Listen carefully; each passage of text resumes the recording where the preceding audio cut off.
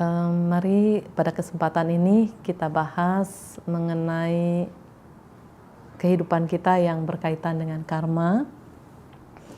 Coba kita simak kembali makna dari Parita Abhinha Pacawekana yang memang seharusnya kerap kita renungkan, bahwa kita akan mengalami usia tua dan kita belum bisa mengatasi usia tua. Kita akan mengalami sakit, kita belum bisa mengatasi penyakit, kita akan mengalami kematian dan kita belum bisa mengatasi kematian. Segala sesuatu yang kita miliki, yang kita senangi, pada akhirnya akan berubah dan akan berpisah dari kita. Kita adalah pemilik dari karma kita sendiri, pewaris karma kita sendiri, lahir dari karma kita sendiri, berhubungan dengan karma kita sendiri, terlindung oleh karma kita sendiri. Karma apapun yang kita lakukan, baik atau buruk, itulah yang akan kita miliki. Dan ini sangat baik sekali kalau kita punya kebiasaan melakukan perenungan ini. Kita lihat dalam konteks ini ada dua yang tidak bisa diapa-apakan. Ada satu yang tidak bisa diapa-apakan, yang satu bisa kita bisa olah, maksud saya. Seperti kita belum bisa mengatasi usia tua, itu memang nggak bisa. Kita belum bisa mengatasi penyakit, ya, karena badan ini memang sarang penyakit. Kita belum bisa mengatasi kematian, iya, karena setelah kita meninggal ini, kita akan lahir lagi, mati lagi, lahir lagi, mati lagi. Karena selama kita belum bisa mencapai tingkat kesucian arahat, selama itu pula kita masih belum bisa mengatasi kematian. Ini nggak bisa dikutak-atik. Kemudian segala sesuatu yang kita senangi, yang kita miliki akan berubah. Karena ini karena hukum alam, proses hukum alam. Lagi-lagi ini juga kita nggak bisa kutak-atik ini. Terus kita akan berpisah darinya. Juga kita nggak bisa kutak-atik. Tapi yang bisa dikutak-atik ini yang berikutnya nih, yang bisa diolah. Kita pemilik dari karma kita sendiri. Jadi ketika kita akan melakukan niat-niat yang muncul di dalam pikiran, yang kita tuangkan melalui pikiran, ucapan, dan tindakan jasmaninya kita, ini bisa kita olah. Kita adalah pemilik dari karma kita sendiri. Seperti yang lalu yang sudah kita bahas, bahwa kita ini mempunyai kemampuan memproduksi atau mengeluarkan, menuangkan karma-karma yang baik melalui pikiran kita, ucapan kita, dan tubuh dan fisiknya kita ini. Karena kita bisa menuangkan itu, kita bisa memproduksi itu dan bisa menuangkannya di dalam kenyataan. Berarti ketika kita akan melakukan tindakan, entah melalui pikiran, ucapan maupun tubuh, kita harus berpikir, apakah karma ini yang akan saya miliki? Kemudian kalau kita sudah melakukan tindakan itu, ketika itu kita miliki, berarti ketika kita itu lakukan menjadi milik kita, kan? Dan kita mewarisi dari apa yang sudah kita lakukan. Begitu kita lakukan, itu akhirnya menjadi milik kita dan kita menjadi pewaris tunggalnya. Bukan orang lain yang menjadi pewaris tunggalnya. Kita sendiri yang akan menjadi pewaris tunggalnya. Seperti yang sudah juga kita bahas dalam kesempatan yang lalu, bahwa benih adalah sebuah janji. Nah, jadi kalau apa-apa yang mau dimiliki itu bisa diolah sekarang ini gitu, dan melalui perbuatan-perbuatannya kita. Cuman sayangnya kadang-kadang karena tidak tidak terlatih di dalam pengendalian diri, akhirnya yang dimaksud, yang diniatkan ini untuk mendapatkan atau memproduksi karma-karma yang baik, mana tahu tergoda oleh nafsu-nafsu keinginan, entah dalam bentuk keserakahan, kebencian dengan kemarahannya, atau dalam bentuk kebodohan. Akhirnya kita memiliki karma yang sesungguhnya kita tidak kehendaki akibatnya gitu. Tapi karena itu sudah ditanam, ya akhirnya itu akan menjadi miliknya kita. Kita menjadi memiliki itu, kita lahir dari sana. Kok bisa sih kita lahir dari karma kita sendiri? Ya memang pastinya demikian. Kita lahir dari karma kita sendiri. Sekarang gini ya, dalam hidup, kalau belajar ini lihat, kalau ada sesuatu yang berbeda, mestinya memunculkan pertanyaan di dalam benaknya kita. Kenapa sih ada orang yang kaya bahagia? Ada orang yang kaya juga tapi nggak bahagia. Ada orang yang kaya, cantik, bahagia lagi. Ada yang kaya, nggak cantik, nggak bahagia, itu sangat bervariasi. Jadi maksud saya kalau ada sesuatu yang berbeda, ini kita harus mikir. Belum lagi ada yang kaya, miskin, dan berikut-berikutnya ya, kan perbedaan ini banyak sekali. Coba kita pelajari. Berarti kelahiran seseorang itu memang dari karmanya sendiri. Saya lahir dari karma saya sendiri, dari apa-apa yang sudah dilakukan. Kalau kita sadar, oh kita cantik ya gitu misalnya, atau yang pria tampan ya, itu berarti harus dimengerti bahwa kelahiran-kelahiran yang lalu yang sudah kita lewati, kita ini orangnya ramah, murah senyum, memancarkan kasih kita gitu. Nah jadi upasaka dan upasika sekalian, di dalam menjalani kehidupan ini kita harus tahu kita lahir dari karma kita sendiri. Jadi dari kondisi yang sedang kita hadapi sekarang ini, tidak patut kita menyesali kenapa saya begini, kenapa saya begitu. Jadi seharusnya kita berpikir saya menjadi seperti sekarang ini karena dari karma yang lampau. Kalau dari karma yang lampau sekarang menyebabkan sesuatu yang tidak menyenangkan, kita harus berpikir berarti karma macam apa yang harus kita buat sekarang. Supaya ke depannya kita bisa nerima yang enak. Kita bisa nerima seperti apa yang kita mau gitu. Nah kemudian kita lahir dari karma kita sendiri. Kemudian ketika kita menjalani karma kita ini, kita mendapat warisan-warisan dari apa yang kita lakukan. Jadi kalau warisan dari orang tua, warisan materi itu begini, ada orang kok dapat warisannya banyak sekali, itu kan warisan materi. Kenapa kok ada orang yang dapat warisannya misalnya nggak banyak? Karena semua orang berhubungan dengan karmanya sendiri, segala sesuatu itu kalau udah bagiannya itu akan datang padanya. Kalau bukan bagiannya itu tidak akan datang padanya. Jadi sebut saja mewarisi buah-buah dari karma baik, kemudian lagi setelah mewarisi buah-buah dari karma baik ini, kita harus berpikir kalau menerima buah dari karma baik begini enaknya, berarti apa lagi yang harus kita lakukan? Nah ketika kita menimba buah-buah dari karma baik, seharusnya dengan bijaksana kita lakukan tindakan yang mana akan menghasilkan lagi karma baik yang baru. Karena ketika mendapatkan buah-buah dari karma baik, hati-hati, kebanyakan orang lengah. Apalagi kalau karma baiknya bertubi-tubi datang. Karma baik bertubi-tubi datang, membuat orang lengah, sepertinya di alam bawah sadar pelan-pelan masuk bahwa keadaan ini akan selamanya gitu. Akan selamanya, dan hanya inilah yang bagian saya. Bagian yang gak enak-enak bukan bagian saya, sepertinya bagian orang lain. Nah itu kelengahan itu sudah mulai terjadi. Kalau kelengahan itu sudah mulai terjadi, akhirnya lahir mati dari menerima atau mewarisi karma yang baik, nanti berubah lagi nerima warisan karma yang buruk. Begitu menerima karma yang buruk, katakanlah sadar, memahami kekeliruan dari perbuatan yang pernah dilakukan, berubah lagi menjadi baik. Kan capek kalau begitu.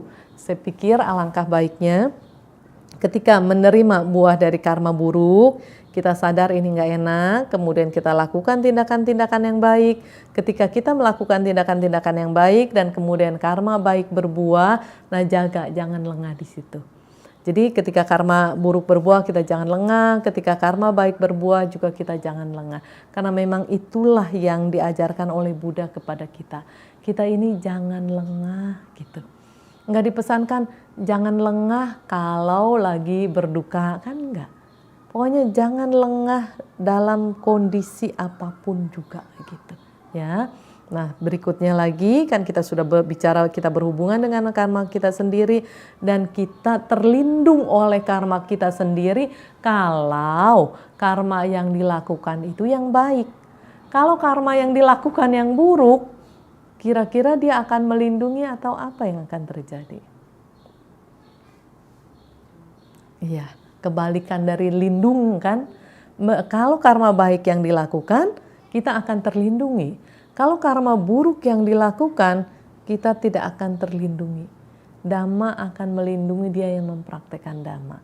Yang lalu kan kita ada cerita tikus ya. Cerita 4 macam tikus itu kan.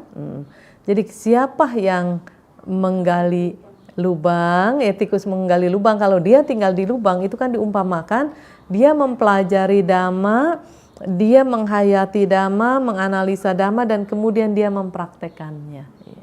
Nah mudah-mudahan dalam perjalanan hidup kita ini juga yang kita lakukan. Kita mempelajari Dhamma dan mempraktekkan, kita mempelajari Dhamma dan kita mempraktekkan. Kemudian kita harus berpikir bagaimana caranya supaya prakteknya kita ini makin hari makin berkualitas gitu. Dengan praktek yang makin hari makin berkualitas, tanpa sadar itu artinya kita membuat perlindungan bagi diri kita sendiri. Seperti yang lalu, mungkin di Philadelphia kita ada cerita tentang bahwa tidak ada naungan dan tidak ada perlindungan dari luar diri. Yang ada naungan dan perlindungan adalah yang kita buat dari dalam diri kita sendiri. Nah untuk kita kuat hatinya, melakukan atau membuat perlindungan dari dalam diri kita ini hidup ini harus fokus gitu. Kebanyakan orang hidup ini nggak fokus. Sekarang misalnya beginilah, kalau untuk kalau untuk belajar Dhamma saat diskusi Dhamma, ketika Dhamma itu dibahas, kemudian ditanya ulang, lupa. Belum keluar, belum bubar, lupa, iya gitu kan. Jadi itu ciri-ciri sebetulnya kita nggak fokus sebetulnya. Coba bandingkan dengan begini ya, bandingkan dengan begini. Kalau kita mendengarkan Dhamma atau mendengarkan nasihat-nasihat yang sangat bermanfaat buat kita, kadang sebentaran kita lupa. Sekarang umpama begini, saya bicaranya umpama kata-kata saya ini menyakitkan. Kata-kata saya ini menyinggung nih umpama. Kira-kira diingat atau lupa? Ingat. Nanti malam ingat, besok ingat, kapan-kapan juga masih ingat. Begitu mendengar nama Ayah Santini, oh gitu kan, ingat, selalu ingat. Bukan, itu kan cuma contoh. Nah di dalam kenyataan kehidupan hari-hari kan kita juga sering mendengar kan. Mendengar kata-kata yang gak enak atau perilaku yang gak enak yang ditujukan ke kita. Itu ingat gitu. Jadi dari situ kita tahu oh ternyata untuk yang membawa kebahagiaan, untuk yang membawa kebaikan, kita belum fokus. Ada minat, tapi belum fokus ke sana gitu. Terus lagi seringkali kita bilang kalau orang itu mengungkapkan kata-kata yang menyakitkan, kan kita bilang aduh tuh orang jahat banget dah. Kok bisa ya ngomongnya sampai seperti itu, sampai rasanya hati saya sakit gitu kan. Orang itu dibilang jahat, orang itu dibilang kejam. Biasanya kalau orang yang mengungkapkan kata-kata seperti itu, setelah ngomong dia lupa nggak? Lupa. Lagi ngomong aja mungkin dia nggak nyadar kok. Nah dia setelah ngomong dia lupa. Atau bahkan lagi ngomong pun dia nggak nyadar kalau kata-katanya menyakitkan. Nah kelas yang segitu aja dibilang jahat, dibilang kejam. Lalu kalau kita yang ingatnya sekali atau bisa berulang kali? Bisa berulang kali. Ngedengar kata-kata yang menyakitkan, anggap aja perumpamaannya seperti dipukul. Dipukul, oh sakit sekali gitu. Kalau kita ingat itu, muncul nggak rasa sakit? Ya, nggak dikatain orang lagi nih, udah nih. Kita cuma ingat doang, muncul rasa sakit. Kemudian ketika kita ingat lagi, muncul lagi sakit. Ingat lagi, muncul lagi sakit. Sekarang pertanyaannya begini, siapa yang lebih kejam? Orang yang mengucapkan kata-kata itu terhadap kita, atau diri kita sendiri yang lebih kejam terhadap diri kita sendiri? Iya, diri kita terhadap diri kita sendiri lebih kejam dari orang yang kita katain kejam tadi. Jadi kalau mau melindungi diri kita sendiri, kita cukup tahu ada orang yang mengungkapkan kata-kata seperti itu, udah cukup tahu aja. Tahu, tidak memasukkannya ke dalam hatinya kita, maksudnya nggak membuat itu sakit hati. Kalau demikian, itu artinya kita tidak mengambil kesalahan orang lain untuk membuat diri kita sakit hati. Jadi nggak ngambil tombak buat nusukin sendiri gitu. Lebih serem lagi kan kalau kita mengingat berulang kali, berarti sebetulnya kita lebih kejam terhadap diri sendiri dibandingkan orang lain. Lalu kita harus melakukan gerakan-gerakan untuk melindungi diri. Caranya gimana melepas kebiasaan itu? Di dalam sutta kita diingatkan bahwa bagi kita yang belum melepaskan keserakahan, kebodohan, kebencian, ada orang-orang yang berperilaku menjengkelkan karena keserakahannya kita, itu bisa kita jadi marah. Ada orang yang berperilaku yang menjengkelkan karena kebenciannya kita bisa marah, karena kebodohannya kita bisa marah. Jadi caranya untuk melindungi diri kita harus melepaskan diri dari 3 ini. Dari loba, dosa, moha, pelan-pelan. Sekaligus mungkin kita belum ada kemampuan untuk saat ini kalau sekaligus, tapi pelan-pelan, tapi pasti kita bisa meninggalkan akhirnya sampai tuntas. Nah, untuk bisa tuntas, tinggalinnya dikit-dikit lah, setiap dia muncul tinggalin, setiap dia muncul tinggalin. Kalau kita tidak meninggalkan itu artinya kita tidak membuat perlindungan. Nah, ini untuk urusan sesuatu yang ada di dalam diri sendiri. Kemudian lagi, ada pernyataan orang-orang atau makhluk-makhluk yang di alam menderita ketika menjalani kehidupan di alam manusia ini makmur, kaya raya, dan begitu ada orang-orang yang atau makhluk-makhluk yang perlu bantuan, dia tidak melakukan tindakan membantu itu, akhirnya di dalam penyesalan, ungkapannya lebih kurang seperti ini, ketika ada perbuatan baik di depan mata, saya tidak mengambil perlindungan untuk diri saya sendiri. Jadi ada kesempatan untuk melakukan perbuatan baik, dia tidak melakukan perbuatan baik, itu artinya dia tidak mengambil perlindungan untuk dirinya sendiri. Karena ketika kita memberikan bantuan, itu kenapa itu bisa disebut membuat perlindungan bagi diri kita sendiri? Ketika orang dalam kesusahan atau entah hewan dalam kesusahan, ketika kita memberikan bantuan itu dilepas, langsung sifat dari bantuan ini, tenaga dari kesiagaan untuk membantu ini ada di dalam batinnya kita. Makanya nggak heran kan ada orang yang, ketika saya mengalami kesulitan, nggak tahu dari mana tiba-tiba ada orang yang ngebantu. Tiba-tiba kondisinya berubah. Seharusnya saya mengalami kelihatannya sih bisa gagal, tahu-tahu nggak jadi gagal gitu. Ya, itu kan banyak kita alami juga kan di dalam kehidupan kita hari-hari. Ya makanya nggak heran kalau orang-orang yang sering banyak melakukan pertolongan, rajin membantu di mana-mana, ya nggak heran pertolongan-pertolongan juga bisa didapat ketika ya entah masa-masa sulit atau masa-masa seperti apa, pertolongan-pertolongan itu bisa kita dapati. Jadi kalau mau mempunyai pelindung bagi diri kita sendiri, tidak lepas dari menanam jasa kebajikan dan tidak lepas dari melepaskan sifat-sifat buruk yang ada di dalam dirinya kita. Dan ini harus diperjuangkan ini. Ini nggak bisa bagaimana nanti gitu. Seharusnya yang kita pikirkan, kalau hidup tidak fokus kepada tujuan yang sebenarnya, kita harus mikir nantinya bagaimana. Jadi jangan berpikir bagaimana nanti, tapi nantinya bagaimana. Jadi kita harus fokus ya. Nah sampai sini siapa yang mau bertanya silahkan.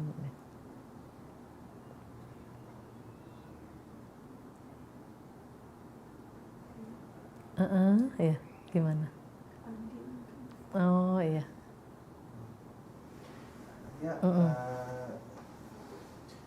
kadang kita melihat ada rumah terbakar, terus ada yang rumah seharusnya nggak kebakar, malah kebakar. Rumahnya harusnya kebakar, misal apinya sudah mendekat, Iya. malah nggak kebakar, malah Betul. apinya nyebrangin atau berbelok. Berbelok, ya. Memang itu ada cerita yang begitu. Nah, itu maksudnya perbuatan apa Ayah yang menjadi pelindungan kita di kehidupan sekarang, atau karma apa atau perbuatan apa ya sehingga rumah tersebut tuh nggak terkenal bisa melenceng gitu? Ya, ini jadi ada maksudnya karma apa yang bisa terjadi gitu. Maksudnya karma apa yang melindungi di mana deretan rumah itu mau kebakar, tahu-tahu ada angin yang membelokkan arah api itu kan. Terus kadang-kadang bisa apinya lompat memang. Kami di Jakarta, kalau di Jakarta dulu ya, kalau musim panas itu kan banyak terjadi kebakaran.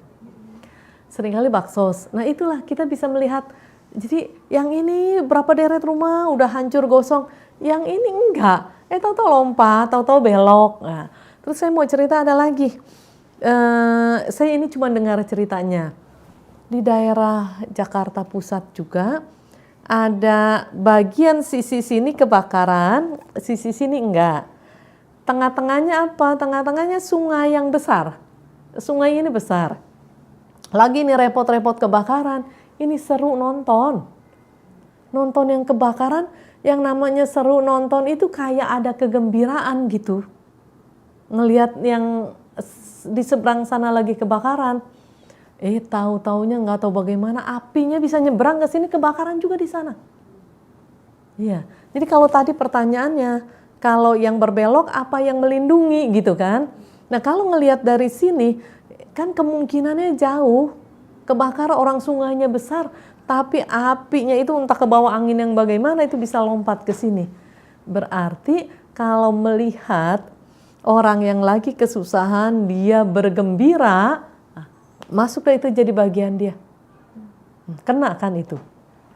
Kemudian lalu bagaimana? Ini udah deket, kok bisa nggak kena gitu.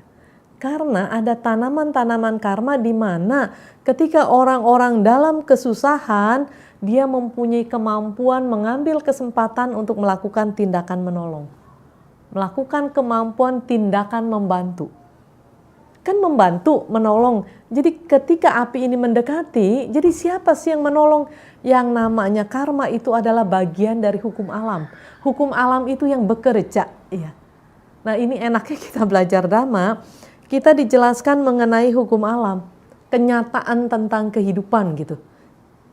Kenyataan tentang kebenaran ini yang dibabarkan. Jadi nggak usah takut. Ada seorang cucu, waktu tahun 70-an kan di berita-berita mengenai di Ethiopia sebagian masyarakatnya kelaparan, kan ada yang sampai ya busung lapar kan begitu-begitu ya. Nah cucu ini ngelihat berita itu takut, bilang sama neneknya, manggilnya emak kan kalau ke nenek, saya nggak mau lahir di Ethiopia katanya. Terus kata neneknya, kamu nggak usah takut lahir dimanapun. Yang penting kamu punya karma baik. Kalau punya karma baik, lahir dimanapun kamu nggak usah takut. Sebentar ya. Yang saya suka ke India. Waktu dalam perjalanan di India itu, mungkin karena orang jarang ngelihat yang pakai jubah gitu kali ya di daerah-daerah tertentu atau turis-turis tertentu. Jarang begitu ngelihat saya, banyak yang mau minta foto. Di antaranya ada orang yang kira-kira sih dari daerah sana, tapi saya nggak tahu tepatnya. Ada foto-foto, saya tanya dari mana, ternyata dari Ethiopia. Dan itu penampilannya rapi, bagus, pokoknya orang beradab punya lah. Orang yang makmur punya kan kelihatan gitu kan dari perawatan fisiknya apa ya. Jadi nggak usah takut lahir dimanapun, yang penting punya karma baik. yang ditakuti lahir di tempat yang bagus bikinnya karma buruk. Nah, itu yang ditakuti. Jadi apa yang harus kita takut? Yang harus kita takutkan adalah memproduksi karma buruk, itu yang harus kita takutkan. Jadi mengenai lahir di mana nggak usah takut. Karena di tempat-tempat yang katanya miskin sekalipun, tetap kok ada orang yang berjaya, tetap ada orang yang makmur, tetap ada orang yang hidupnya dalam kondisi yang baik, kan begitu. Ya. Jadi apa sih yang bisa melindungi seseorang? Karma baiknya dia. Makanya tadi saya lihat pada kerja bakti wah ini lagi nanam tabungan, ini lagi ngisi kocek gitu. Ngisi karma baik ya kan gitu. Buat menghindari masalah ya. Buat menghalau masalah. Jadi kalau perbuatan baik itu dilakukan, masalah sudah menyingkir gitu. Jadi masalah nggak sempat datang, masalah udah menyingkir. Ya jadi rajin-rajinnya melakukan perbuatan baik ya. Supaya masalah menjauh, berkahnya mendekat gitu kan. Terus lagi yang paling tenang itu ngerti, aduh saya punya pelindung gitu.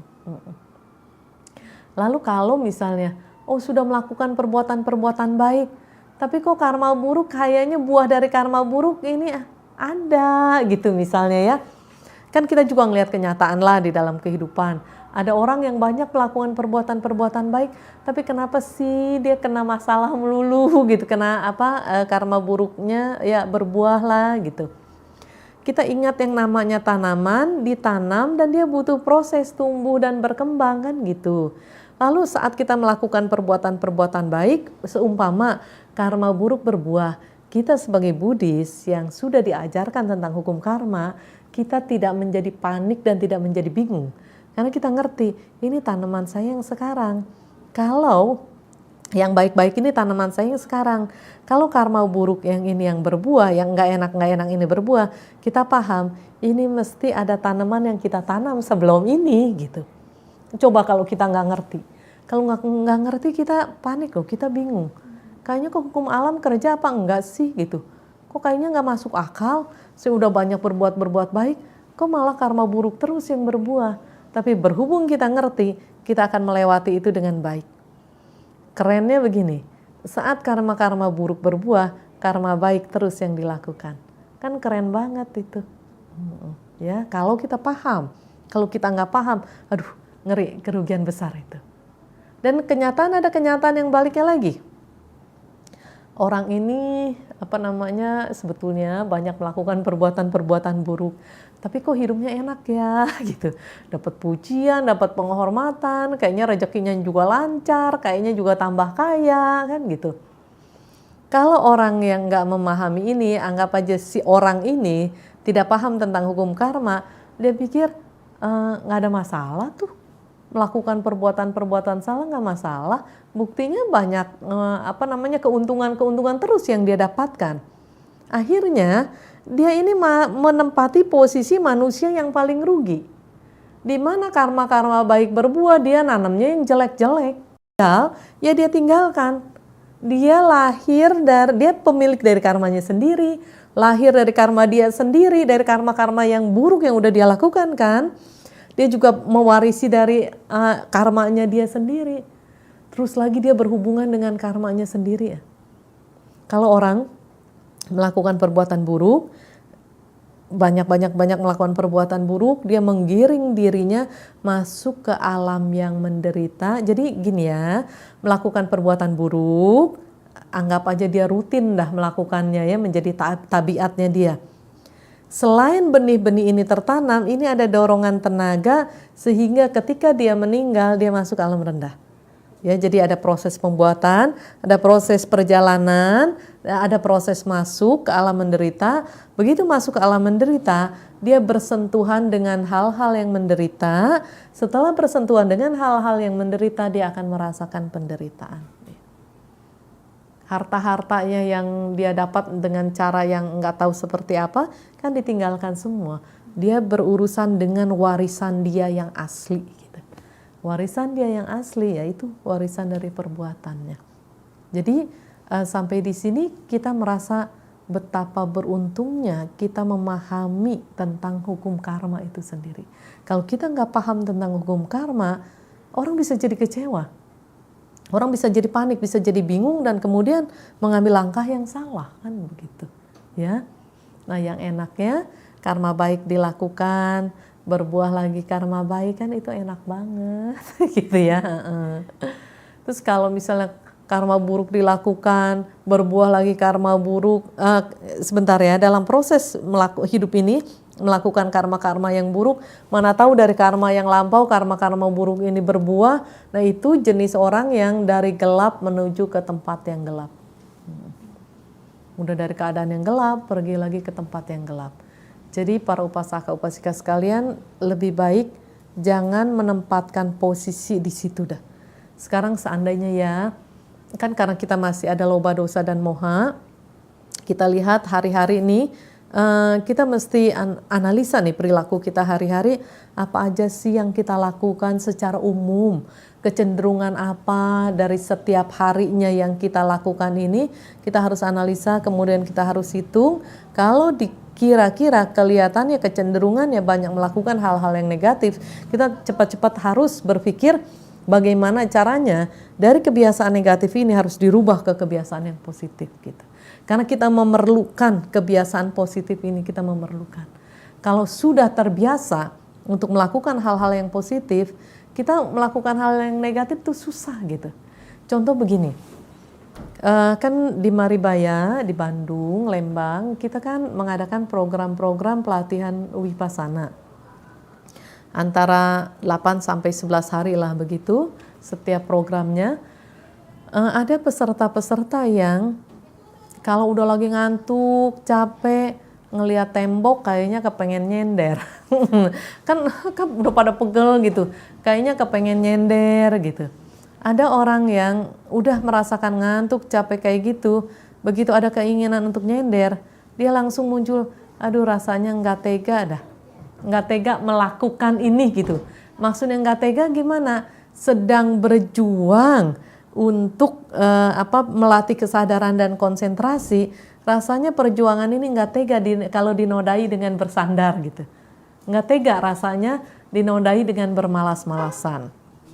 Kemudian ada lagi orang yang sama di dalam program Wipasana, dalam kesempatan yang lain, kan ada orang yang berjuang gigih, ada yang aduh kayaknya orang itu malas-malesan dan mengikuti kemalasannya. Dan ada orang yang ngelihat, orang yang malas itu sampai rasanya memunculkan di benaknya itu ngelihat ngeri amat ya gitu.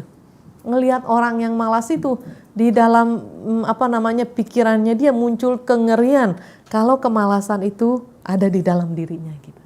Jadi nah ini orang yang punya kecenderungan positif. Ngelihat orang yang malas dan bermalas-malasan, walaupun dia lagi berjuang ya pegel ya capek, tetap dia tidak mengikuti si malas itu ya. Tetap dia gigih berjuang, malah ngelihat ngeri. Begitu ngelihat ngeri, tambah maju perjuangannya. Kayak ayam dibakar buntutnya gitu. Wah, tambah lari perjuangannya. Itu orang yang punya kecenderungan yang positif. Kalau orang yang punya kecenderungan yang negatif, begitu ngelihat yang bermalas-malasan, yang ngedeketin ya udah ngikut gitu. Iya. Kadang-kadang memberikan sarana untuk orang bermalas-malasan. Sampai sini siapa lagi yang mau nanya? Silakan. Ayah, itu kan emang maksudnya kita pun kelihatannya seperti gampang ya. Tapi bagaimana buat umat awam seperti kami ini ya, kalau misalnya melatih. Apa yang kelihatannya gampang apa tadi ya? Ya misalnya membiasakan diri untuk berbuat baik agar maksudnya. Oh enggak, itu enggak gampang karena perlu membiasakan. Itu artinya harus melakukan berulang kali. Ya jadi ketika misalnya kalau ngelihat sesuatu yang nggak beres misalnya, biasanya kita langsung kesel gitu kan.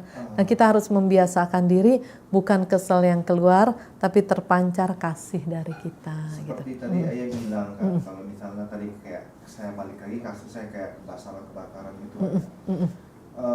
ada yang melihat kayaknya seperti kesenangan. Kalau misalnya kita mau ingin membentuk atau membuat karma pelindung kita sendiri, ya harusnya kita pada sisi yang membantu. Betul. Iya. Tapi kan kadang kita masih belum mempunyai pemikiran sekilas atau jiwa yang seperti, maksudnya yang sangat terbiasa membantu.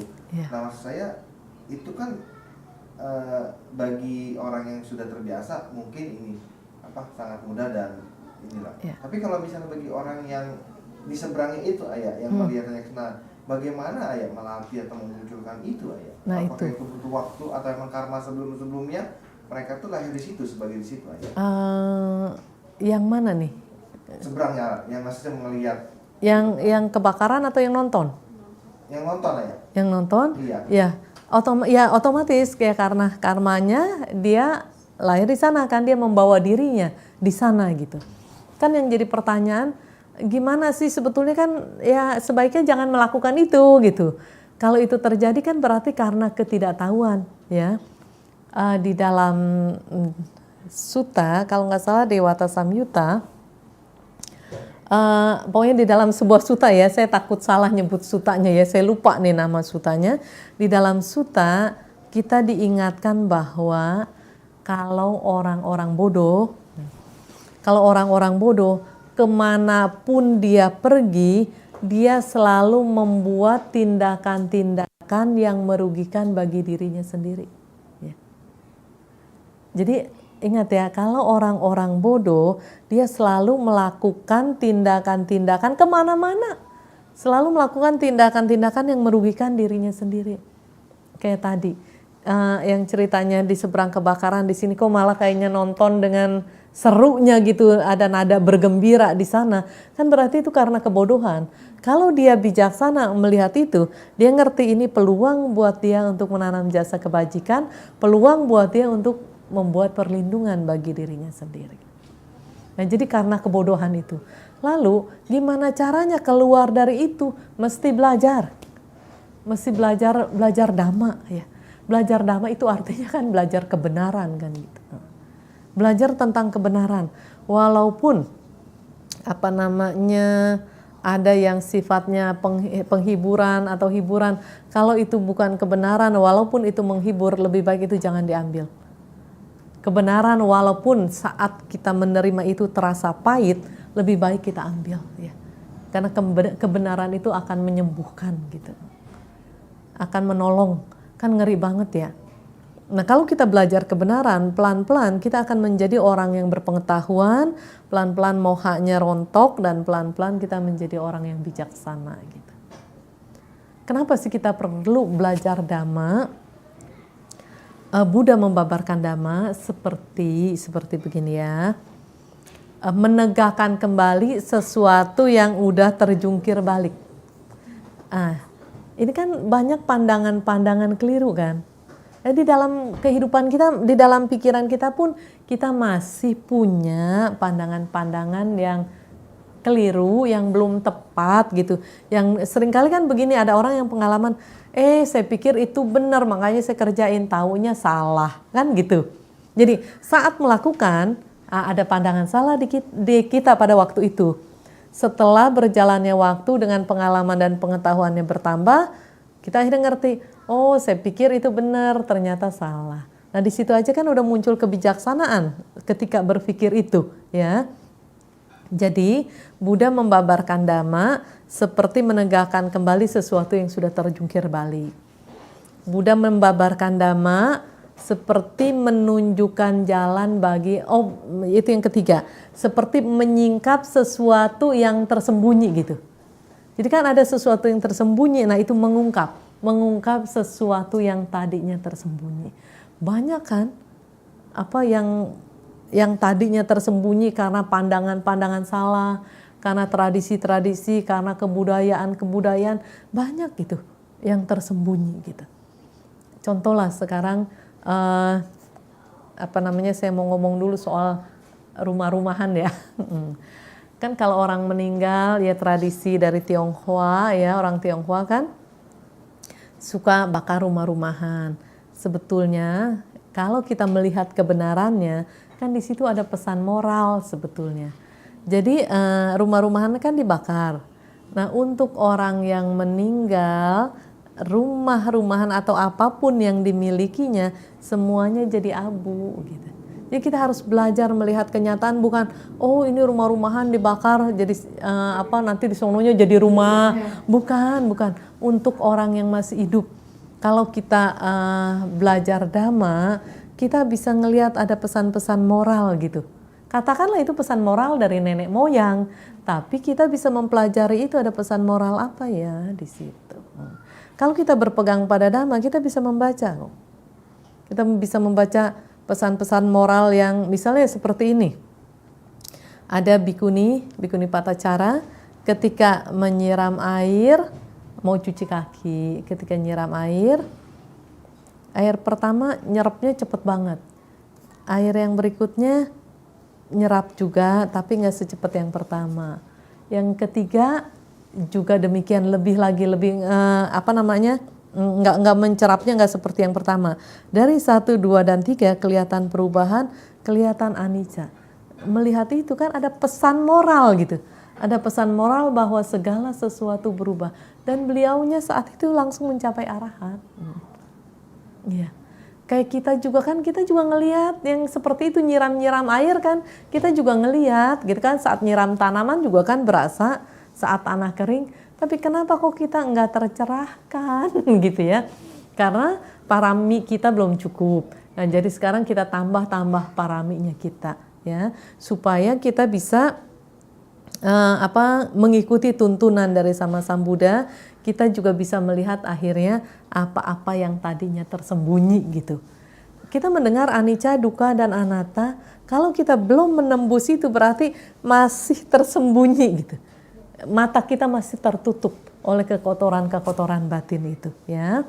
Dan kemudian lagi Sama Sambuddha membabarkan Dhamma seperti menunjukkan jalan bagi orang yang tersesat. Kan kita masih tersesat di dalam samsara kan. Nah, dengan mempelajari Dhamma ini kita dituntun supaya selamat, bisa keluar gitu. Bisa keluar dari samsara.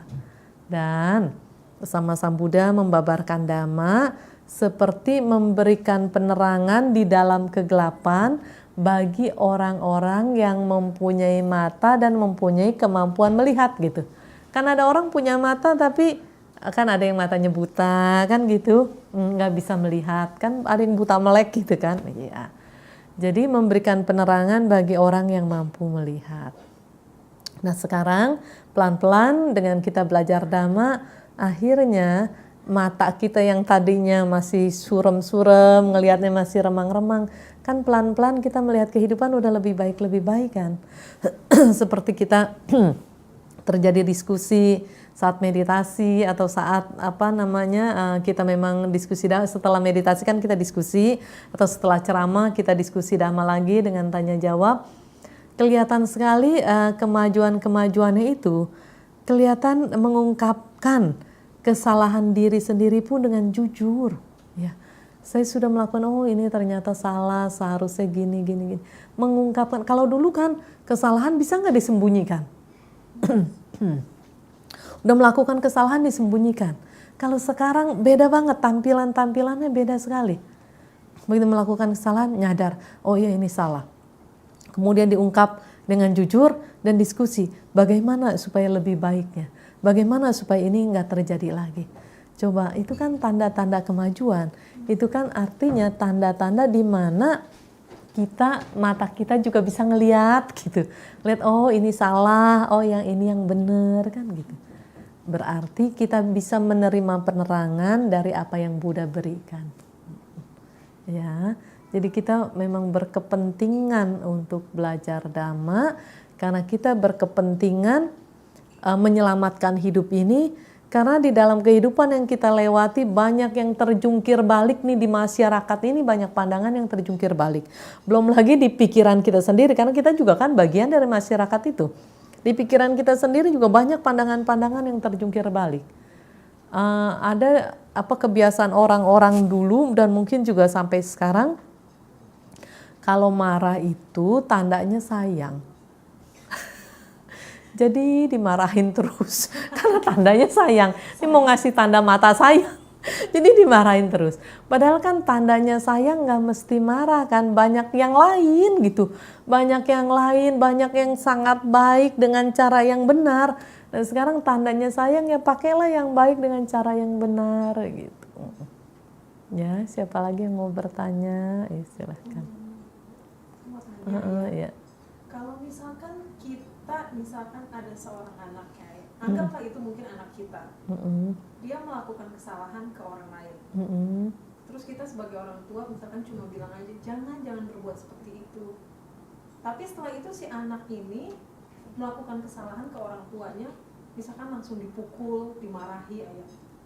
Anak itu dipukul sama orang tuanya, dimarahi. Tapi pada saat dia menyakiti orang lain, orang tua ini cuma bilang jangan berbuat seperti itu. Tapi pada saat menyakiti orang tuanya sendiri, anak ini misalkan langsung dipukul aja. Terus kita sebagai orang yang disakiti itu, kita berpikir, loh kok misalkan dia baru menyakiti saya, kamu cuma bilang jangan berbuat seperti itu. Tapi begitu kamu sebagai orang tuanya disakiti, kamu langsung pukul anak itu. Apakah kita berpikiran seperti itu salah, menciptakan karma buruk buat kita ya? Ya, itu karena ada tanda-tanda ketidakpuasan kan. Ketidakpuasan itu juga membentuk penderitaan, karena kita tidak puas, kita menderita. Kasusnya tadi anak ini memukul orang lain, sebut aja begitu. Orang tuanya cuma bilang jangan lakukan itu. Ketika anak ini memukul orang tuanya, langsung orang tua juga memukul balik anaknya itu. Kenapa demikian? Ini kalau cerita dari sisi yang positifnya dulu lah ya. Kalau mukul orang lain ya cukup dia kasih nasihat.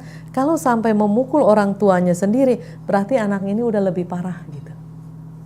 Karena kan orang tua yang mengurus, yang merawat, yang membiayai terhadap orang yang merawat demikian rupa aja, dia berani melakukan tindakan itu, berarti ini anaknya ini udah parah gitu. Nah, dilakukan tindakan memukul itu bukan berarti betul gitu kan. Tapi walaupun misalkan anak itu masih balita gitu lah ya, yang belum ngerti apa-apa, misalkan 2 tahun kayak gitu. Iya. Nampaknya belum ngerti apa-apa. Nanti sebentar ya yang soal balita ini, kita bahas yang ini dulu.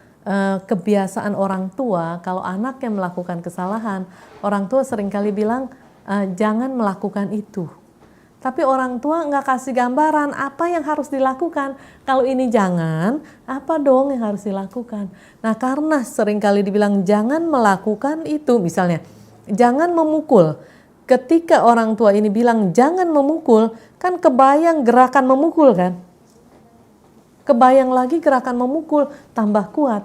Kalau dibilang jangan memukul, kemudian misalnya harus apa? Harusnya kamu sayangi dia ya, gitu.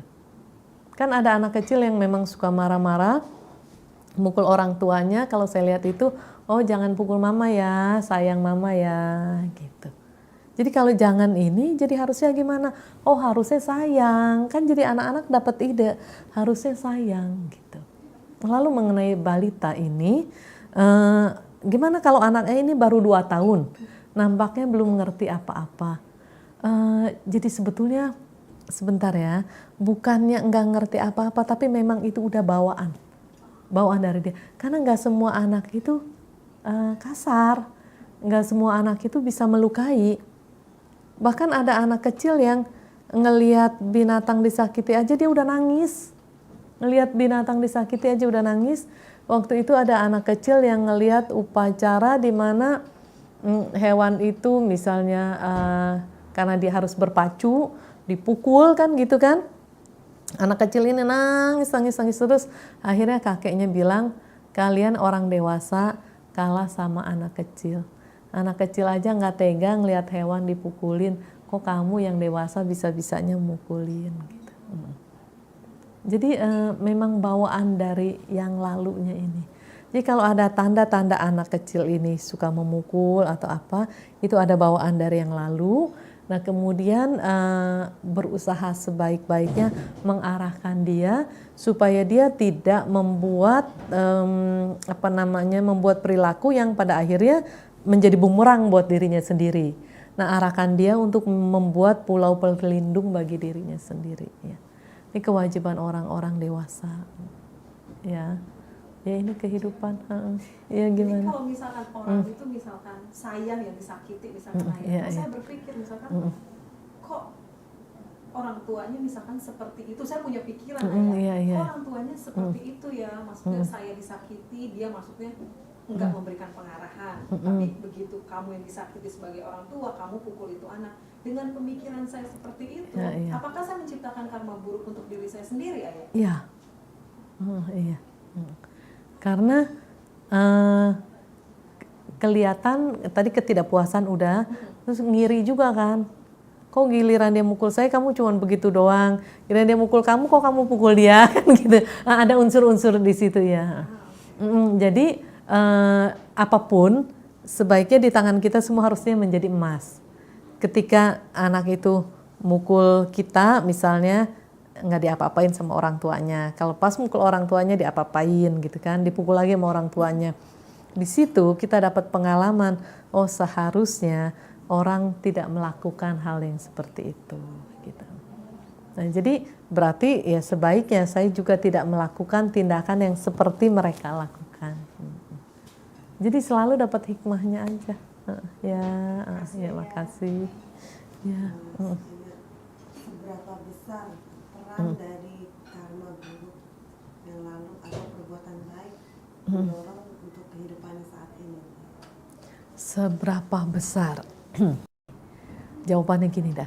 Sebesar apapun dorongannya itu, misalnya karma buruk nih ya, sebesar apapun dorongan karma buruk, kalau kita megang sila kita selamat. Kan yang kita ngeri, dorongan karma buruk ini begitu dahsyatnya dari kehidupan yang lampau, begitu kita punya prinsip apapun yang terjadi tetap sila yang akan saya pegang, selamat kita. Dorongan ini kuat memang tapi kebendung gitu. Kebentur dengan pelaksanaan sila. Hebatnya di situ ya. Pelaksanaan sila ya. Pengendalian diri, berusaha mengendalikan diri. Wah, bisa membendung ini dorongan kebiasaan ya, bukan dorongan buah kan gitu. Dorongan kebiasaan dari karma yang lampau ini bisa kebendung sama pengendalian diri. Lu enak banget ya. Kalau bisa megang sila dengan kuat ya. Jadi jangan jangan ngeladenin emosinya kita gitu. Jangan ngeladenin yang jelek-jelek lah. Kalau kita meladeni yang jelek-jelek itu berarti kita ngikut arus. Terlalu bodoh sih ya. Iya benar. Karena ego kita terlalu tinggi gitu. Iya. Karena ego. Iya. Ya akhirnya ya karena kebodohan kita, kita mengalami kerugian. Ya. Jadi bedanya begini ya. Kalau orang bodoh atau orang jahat, bedanya dengan orang yang baik dan bijaksana. Kalau orang bodoh nih, ibaratnya pohon. Pohon bibitnya memang kan kalau pare kan kita cerita pahitnya ya. Kalau pare kan pahit atau jenis-jenis tanaman lain lah ada yang pahit juga. Begitu ditanam kan di dalam tanah dia tumbuh kan, mulai akarnya kan dia dapat nutrisi kan. Nah nutrisi apapun yang diserap di dalam tanah itu semua berubah menjadi pahit. Kalau pohon yang manis apa?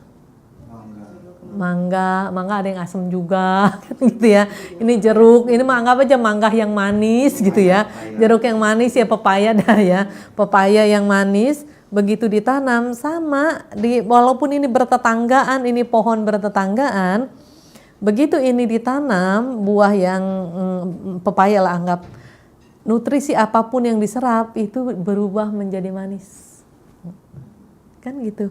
Jadi kalau orang yang bodoh, orang yang jahat, apapun yang ada di sekitarnya itu semua diolah untuk menjadi menderita gitu, menjadi penderitaan buat dia.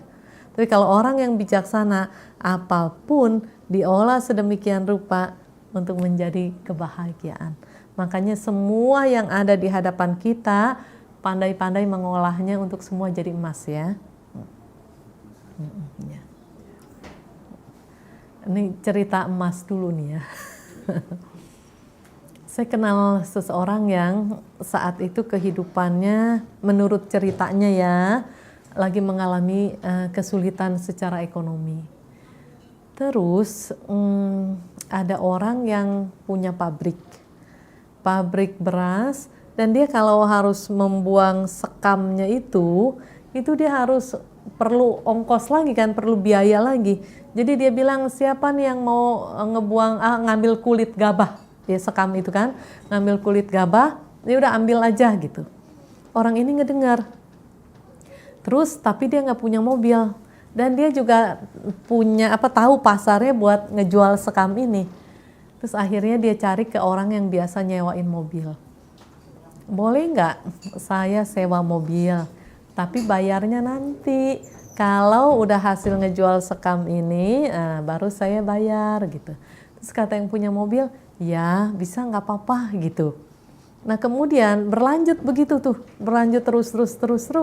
Sampah buat pabrik itu akhirnya jadi emas buat dia. Bener-bener emasnya emas beneran. Katanya 1 bulan itu bisa jadi 1 on emas.